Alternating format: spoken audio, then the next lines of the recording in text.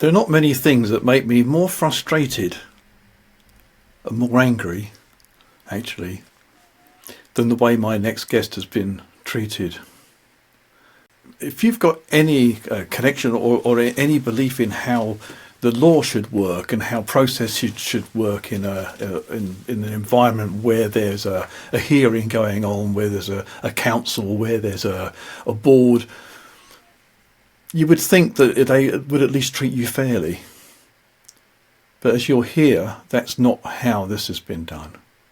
My next guest is Dr. Sarah Myhill. She's been doing her job for the best part of 40 years. And she's had no complaints from any patient. Not one. You can probably hear in my voice that it's frustrating. It's frustrating for me, and it's not happening to me. But it should frustrate you too. So without any further ado, let's talk to Sarah. Welcome to another broadcast by the UK Medical Freedom Alliance, the UK's most recognised and respected organisation advocating for every individual's right to informed consent, bodily autonomy and medical choice. We are the UK's voice of ethical medicine. Hi, hello Sarah, and thanks so much for joining us again. I know this is such a long time ago that we did this, but so much water under the bridge since then, which has been a bit turbulent, I think, as far as the waves and indeed, and lots much important stuff to talk about. Exactly, yeah. I know we're not going to keep you long because I think what we want to do is just really get straight into what's been happening with your recent court cases and hearings with the General Medical Council and the High Court, etc. I've tried to forget everything I know, so I ask the questions that other people will want to know. So forgive me if I jump in and ask a silly question, but I think it's probably important that we cover everything that we can. And the more I think about it, the angrier I get. I don't know how you possibly get through all this. I really don't, and keep a smile on your face, which is always lovely. I just don't know how you do it.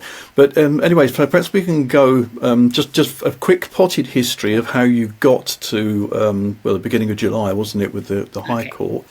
And then we'll go from there. Well, as listeners may know, I'm the most investigated doctor in the history of the General Medical Council. I've been continuously investigated since 2001. No patient complaint, no patient harmed, simply because the GMC do not like my advocacy of vitamins, minerals, ivermectin, vitamin C, iodine, and so on and so forth. And this came to a head with COVID because when COVID became an issue, I went public with my advocacy of vitamin C, of vitamin D, of iodine, demonstrating how it is highly effective in preventing infection with COVID and also treating COVID infection. Not just me, many other doctors have a very similar opinion and similar success treating not just COVID but also influenza and other such viral infections. And that wasn't just here in the UK either, that was around the world, wasn't it? Correct, it was international. And these things came to a head in 2023 when the GMC took me to a hearing. Because it was a 3-month hearing, because I was then working as a naturopathic physician, I didn't attend that hearing. I couldn't afford 3 months in Manchester. I had care commitments for the old boy who I was looking after. And as a result of that, they suspended me from the practice of medicine.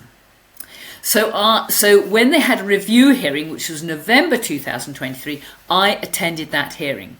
And at that hearing, I provide a wealth of evidence clearly showing vitamin D works really well, vitamin C works really well, iodine, highly effective, and by then, ditto ivermectin. I called expert witnesses to support my case, but the GMC, first of all, cancelled the summonses of those that they could, and I don't think that's a legal act. The expert witnesses that did turn up at my hearing, they refused to allow me to cross-examine.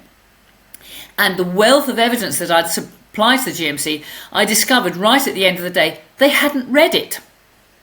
So the GMC were not prepared to hear the evidence I supplied and not prepared to read the evidence that I supply. So at that point, and of course they maintained their decision to keep me suspended. So at that point I thought I must take this to the High Court. This is absolutely quite wrong. Now it then became increasingly apparent to me that the GMC agenda was not a professional one, it was a political one. Because the COVID jab rollout was done on an emergency ticket. And you can only roll out such if there is no other possible treatment available to treat that disease.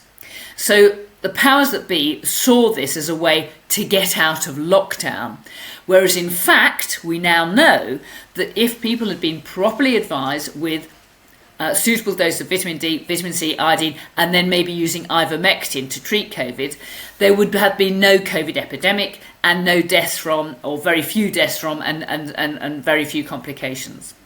So for the GMC to admit that I was correct, that these are effective treatments, would be to render the whole rollout of the COVID jab completely illegal. And at that point, I woke up to the fact this was not professional, this was political. And this was the very point that I made in the High Court on the 3rd of July last month. Now, the judge that I had, Justice Jennifer Eadie, I presented my own case. I was a litigant in person. And so at the beginning of the hearing, I said to her, look, I'm a litigant in person. I don't understand the legal process.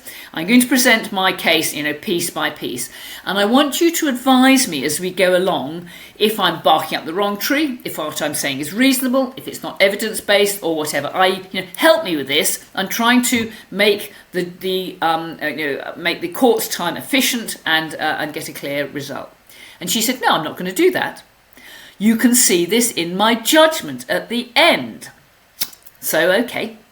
So I proceeded, and at the end of each paragraph, the end of each point I made, whether it's a point about free speech or the efficacy of supplements or GMC honesty or whatever, I said, please can you ensure that this issue is addressed in your judgment? And guess what? When the judgment came through, she completely ignored those points. So this is why I now have to take this to the Supreme Court, because I want these important points to be addressed. So that's the first issue that came out of that High Court hearing.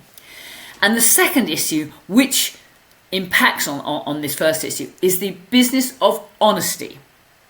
Now, as a doctor, you are obliged by the Hippocratic Oath to be honest. If you believe something, and that opinion is honestly held and held by other doctors, then you must tell your patients. You must be honest at all times. Now, the GMC advocate was a King's counsellor, Mr. Peter Mant. And he told me that the way I could escape relentless GMC prosecution was to say that I'm wrong, that vitamin C doesn't work, that vitamin D doesn't work, that ivermectin is ineffective. That is to say, he was advising me to be dishonest. He was advising me to tell lies about the scientific information. We know these treatments are so effective. I mean, the real shocking point is we now know that the COVID jab does not work. It doesn't protect people from getting COVID. And in fact, we now know there are many, many side effects. And as we all know, literally in the last few days, Robert Kennedy has stopped all monies to support research in the mRNA COVID jab. That's the first step. That's the first step towards getting them banned. So the GMC finds itself in a position where it's prosecuting doctors in order to maintain the official narrative. The official narrative is that we should all have a COVID jab. Those honest doctors who are saying, no, A, we have very effective alternative treatments, and B, the COVID jab is causing more harm than good, those honest doctors have been struck off the medical register. And that has to be wrong. And the GMC is saying to those honest doctors, the only way you can get back onto the medical register is to be dishonest, is to tell the world, oh, the vitamins and minerals don't work, oh, the COVID jab is effective. And guess what? Those honest doctors cannot do that. They cannot find it in their heart. In fact, the real irony here, and I wouldn't put this past the GMC, is if I said, okay, I will tell a lie, I will be dishonest in order to save my skin, they can then prosecute me for dishonesty. So, it is such a parlous state, it's such a nonsense situation that although it's costing me an arm and a leg, I feel I can't stop here. I have to proceed. We have to restore freedom of speech. We have to restore the right to have a clinical opinion that is honestly held. Because without that, medicine in this country is corrupted, patients cannot trust their doctors, and the very slogan of the GMC is protecting patients and regulating doctors. They're not doing either. They're encouraging doctors to be dishonest, and in doing so they are damaging patients, and the trust of the medical profession has been seriously eroded by this whole business. Please sign up to receive our newsletter and you'll be notified of UKMFA campaigns, open letters, calls to action and any important updates.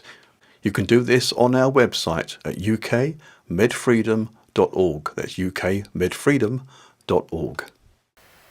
And the interesting thing that you've told me previously is that the complaints, the initial complaints, haven't come from your patients. Not one of your patients has complained about the way you've treated them, or that you've put them in any danger, or anything like that. You've done what you would normally do as a true and honest doctor, and you've treated them correctly, fairly. You've explained to them the ramifications of your treatments. You've explained to them. You've given them true informed consent, which obviously we haven't seen in our medical interactions for about the last 5 years, and yet they come after you, and that is just so bizarre. Correct. In fact, I did a Freedom of Information Act search of the GMC investigation on me. And when GMC complete an investigation, they often put it out to a third party to say, what are our chances? Are we going to win or are we going to lose? And they asked Mr. Tom Kark, who is a Queen's Counsellor, well, he's presumably King's Counsellor now, Queen's Counsellor, to say, what are our chances over prosecuting Myhill? And his comment was, the problem with the Myhill cases, the problem is that all the patients are better and none of them will give witness statements. Right. So that just illustrates the point. All the patients are better. There has been no patient harm. There's not even been a patient complaint. All the complaints have either come from internet trolls, and there was one internet troll, and the GMC accepted every single one of his complaints or his concerns, and he signed himself off on every occasion. People who live in glass houses should masturbate in the basement. Does that make him a good professional, a responsible person? No, he was having a laugh. He was just trying to make life difficult for me. And the astonishing thing is, the GMC don't seem to be able to discern, the serious complaints from the trivial. As I said, to Craig, I said, the man on the Clapham omnibus, the man in the street would say, this is a witch hunt. Yeah. And it is. And they've witch hunted so many good doctors like Dr. Anne McCloskey, great GP in Northern Ireland, unblemished career. Well, as soon as she voiced her concerns, over the COVID jab, she was struck off. So was Sam White. So was Daniel Armstrong. So was David Cartland. So was Jane Donegan. So was Mohammed Adil. All these good doctors who have a conscience, who are honest, no longer can work. And this is a huge loss to the British general public. Everybody is entitled to a second opinion. There aren't enough good doctors to go round at the moment, and those that are just being taken off the medical register. We are not doing a service to patients anymore. But it also flies in the face of what the GMC was supposed to be there for, doesn't it? Of course. The GMC has become a law unto itself, and as I said at one of my hearings, the General Medical Council is the oldest regulatory body in the world. It was established in 1858. As we know, all institutions tend to become self-serving. And I pointed this out to the GMC at one of my hearings, and as I said, had the GMC been my patient, and I being its doctor, as I say, it's been in existence since 1858. I would have diagnosed the General Medical Council to be suffering from senile dementia. And I thought it was terribly funny, and I laughed, but of course, the panel didn't think that was very funny at all. But it's true. They are not looking at the sciences. They are not looking after patients anymore. They are just going with the narrative, and anybody speaks out against that is given a label. They're told, oh, you're a conspiracy theorist. They're not. We're not conspiracy theorists. We are looking at the scientific evidence, and we are interpreting that for the best interest of our patients. So the business of medicine is neither a science nor an art. We're looking at the science that underpins things, and the art of treating the patients is the important thing, and that's where us doctors are. We are interposed between the two. Please consider donating to the UKMFA. We are really grateful for all donations, no matter how small. Your donations enable us to continue to lobby for your right to informed consent and medical freedom to be upheld, and to provide resources to educate and empower the public. There are multiple options for donating. One is that you can scan the QR code that's on this video right now, or you can go to the link that is featured in the description below this video, or you can go onto our website and contribute via donor box, or you can buy us a coffee. The GMC have kind of put themselves in a very difficult position, haven't they? Because of exactly what you said earlier with the rollout of the injections, and they were saying that this is the only way out. As soon as they said that, and as soon as the GMC were involved in that, they were hiding to nothing. They've almost been left no choice but to persecute you and the others, because otherwise they're flying in the face of of other powers and governments, aren't they? Well, you say that, but they are supposed to be an autonomous body. But the real problem here is that the General Medical Council is conflicted. Because yes, it receives subscriptions from doctors, but it is also funded by Big Pharma and by Big Food. We know that the GMC has extensive investments in AstraZeneca, Pfizer, Merck, GlaxoSmithKline. They also have investments in food companies like McDonald's, Pepsi Cola, Coca-Cola, hardly healthy things, let's say. And they also receive funding from the Department of Health. So to ensure their own financial survival, they have to follow the government narrative and what's coming out of the drug company. I mean, it is so wrong that should be the case. They should be a completely independent body, bankrolled by doctors and doing the best for doctors. But they've chosen the easy route.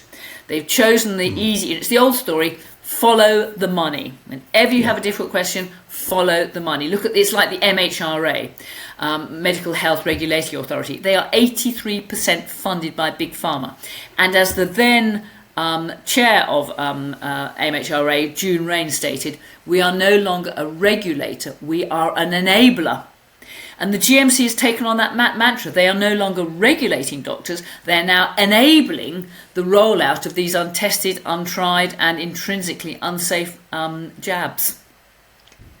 And it's probably not just those jabs either, is it? It's other medicines too, really. I mean, they're complicit in the whole lot. That is correct. One of my least favourite medicines are statins. The main seller, atorvastatin, is worth $1 trillion a year. It has huge financial muscle. And Dr. Aseem Malhotra, who is now working in the Make America Healthy Again team, he's written a fantastic book about statins. He's done a huge amount of primary research to demonstrate that the benefit of statins is marginal, if any at all.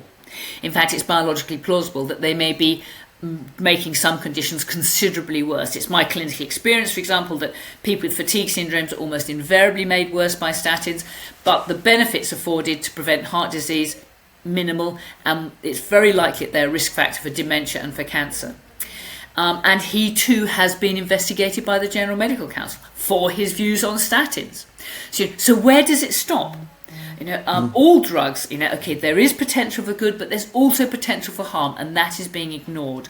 And any doctor that speaks out against any drug or any vaccine, not just the COVID jabs, but any vaccine, risks professional opprobrium. And for a doctor to be struck off by the General Medical Council, well, it doesn't matter for me. I'm old. I get my old age pension now. I can survive. But for a young person, for a young doctor, it is a disaster. No no GMC registration, no job, no money, no security. The house goes. You can't pay for the kids. It's a disaster. And so all young doctors follow the money because they must. They have no choice. And to be constrained as they are is just so wrong. It is a huge disservice to patients. So what does the future look like, do you think, in terms of the GMC and also your particular case? Because I know you now want to go even further to European courts, I believe. Well, I would love to win my case, of course, in order to establish free speech. But the bottom line is we need a new regulator. Now, the Doctors' Union, the British Medical Association, has now had 3 votes on trust in the GMC. And the last vote, 83% of doctors said, we do not trust the GMC. We need, I think it's a poll of 1,400 doctors, we need a new regulatory body. And all those people who run the GMC should be cancelled, moved on, and we need new people in, fresh faces, and a new regulatory body that should be doctor-run and doctor-centred for the protection of patients. That is what is not happening at the moment. I also wonder whether in these kind of cases that you've been attending, whether they should also be held to the same standards as a criminal matter. So therefore, that all evidence should be submitted and carefully considered and proven, and that all witnesses should then be called and give their evidence, and that. And maybe you should be in front of a panel of your peers again, like a jury, because this doesn't seem to me to be at all fair way of hearing a case. Correct. And the point about the GMC is they are a quasi-legal setup. So what they do is they use the law when it suits them, and when it doesn't suit them, they just ignore it. So it's almost as if they make up the rules as they go along. And I have compared the GMC investigation and prosecution system to a kangaroo court, and they tick every single box. I've written a book about it. It's called The GMC is Not Fit for Purpose. As we speak, it is being put together and published, and I hope on the back of that will drive a campaign with the BMA, with all these other doctors on side, to get the regulatory body changed. It is, in its current source, it is not fit for purpose. Well, I'd obviously urge all of our watchers and listeners to get that book. I certainly will be, and I'd be very interested to see the contents of that. But what do they then do? Armed with the knowledge, armed with the history and the knowledge, what can the average Joe do to help your case? It's very difficult, because this is it's got to be a doctor-driven campaign. I want to get the word out amongst the doctors, and I think we will have to do this through the British Medical Association, because I'm not aware of another body that's able to put pressure on the GMC as it stands at the present. Mm. Would it help if people wrote to general practices, practice managers, things like that? Would that have an impact, or do you think that might be just ignored? I really don't think so, because I say the financial grip that the General Medical Council has on doctors means that if they don't practice within those very narrow guidelines, then they risk losing everything. So they can talk privately amongst themselves about their concerns, about their worries, but it doesn't actually do any good. As our chairman, Liz Evans, explained our last meeting, there is a department of the NHS that helps whistleblowers, people like myself who have concerns about what goes on in the NHS. But she said they have no teeth, they have no power. So you can go to them and you can say, this is what's happening, that's what's happening, and they can say, oh, we're terribly sorry about that, but they don't actually do anything about it. So the grip on how NHS medicine is run is very powerful, and it's a financial grip. As was it Winston Churchill said, I think it was Gandhi. It said, you can't shake hands with somebody who's got a fist, Right. And that is the problem. It's a financial fist that the NHS holds that is controlling doctors and doctors' opinions, and I say that is very bad for patients. Yeah, and a lot of these doctors have got quite a lot to lose as well, haven't they, unfortunately, because they've got themselves in a very good financial position quite often, especially if they're running the practice, they own the practice. Their family's doing well. They've got kids going to private school. They've got nice big cars and leading a nice life. Thank you very much. But correct, good holidays and a huge pension at the end of the day. I mean, I've worked in the independent section now for 20 years, and I have no NHS pension whatsoever, which I don't mind too much. I should go on working because I'm very lucky. I still love my medicine. And the shocking thing is contemporaries who I was at medical school with, they couldn't wait to retire because they're demoralised, they're not allowed to practice the medicine they want to practice, and if they step out of line they risk GMC opprobrium. So they all just toe the line and can't wait to retire from medicine. Yeah, and I wish that was true of just medicine, actually, but I don't think it is. I think it's also true of the legal systems, the police, the military, and so on. I think they just do their time, keep their heads down, take the pension at the end of it. Correct, and it all boils down to free speech. I am, have been educated by this country at medical school, and since, the people of the country deserve to hear my opinion. They've paid for me to do that, and I want to give it. Okay, I might not be right on all counts, but as a naturopathic physician, all the things that I'm advocating, vitamin C, vitamin D, iodine, are intrinsically safe. They're considerably safer than any drug prescribing. I mean, if paracetamol, for example, which, as you know, you can buy over the counter, if that had been licensed as a drug today, it would have never passed, because the ratio between the therapeutic dose and the toxic dose is so narrow. It's a terribly dangerous drug. And we know people, damage their kidneys on a daily basis by taking too much paracetamol. But, that's okay, isn't it? Wow. Yeah. Well, I think the problem with things like paracetamol, just my own personal experience, that you're generally told actually by your GP that it's very, very safe actually, and just pop the pills and you'll be fine. Not at all. And the high dose of paracetamol they're giving to babies in the form of Calpol to treat problems like colic or ear pain or fevers or whatever like that. We can are toxic doses or amount to toxic doses, and but we know that children respond extremely well to the nutritional approach and also the homeopathic approach. There's a huge body of evidence detailing how children can be safely treated and effectively treated, and in that event it renders the need for vaccinations pretty much null and void. It's incredible, isn't it? Well, we've had a good 25 minutes, and there's so much I know we could talk about, but then we probably roll on for about 2 hours. So let's do another short, snappy one, because people get bored of me after 25 minutes. Well, I'm sure they're sick and tired of my face too. So no, it's been really good. Thank you very much, and I think it just nicely encapsulates what has actually happened to you and what you're dealing with. And so the next step, I think you said maybe a Supreme Court possibly hearing. That's a UK Supreme Court, is it? Or is that's that the UK Supreme Court, which, as I understand, is a paper exercise. And again, my barrister said, expect to lose that because the narrative is not professional; it's political. And and that's why we have to go to the European Court of Human Rights to get the right for free speech. That is all I'm campaigning for. It's a very simple thing. You'd think it was enshrined in British law, but it isn't. Not anymore. Okay. Well, Sarah, thank you so much again. And we'll get this out there, publish it everywhere, and everyone can hear your story. They can buy your book, and they can start to have the discussions, which probably they're not having right now, because I think most people are totally unaware, aren't they? That these things are going on behind closed doors, and that these things need exposing. So. Well, there are some people who are awake, and there are some people who are asleep. And as Mark Twain famously said, it's easy to fool people. It's much more difficult to persuade people that they have been fooled. And Correct. Those people that are awake are listening and are right on side. And those people who have been fooled don't want to hear, don't want to see.